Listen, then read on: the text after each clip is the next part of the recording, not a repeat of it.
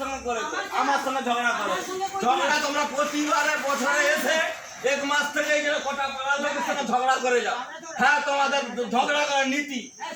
সাত বংশের কি আছে? সাত বংশের ঝগড়া করা তোমাদের নীতি।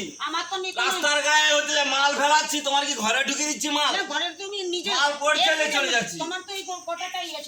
ঘটনাই আছে,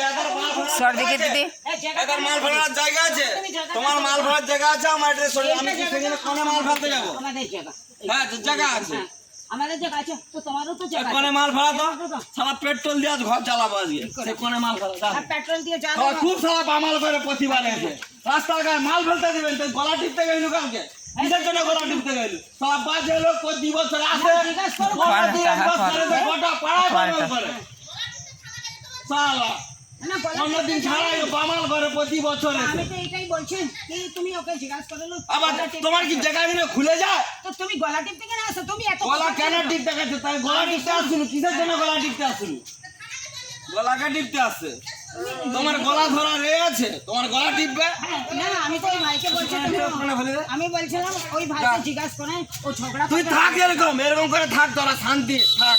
তোর মা অনেক ভালো ছিল, তোদের যা ব্যবহার যা সংসার করুনি, বছর একবার করে দেশের ঘরে বামাল করে একদম বামাল করে একদম প্রতি বছর আছে। আমরা যে গোটা পাড়া বামাল করে একদম ভাবছিল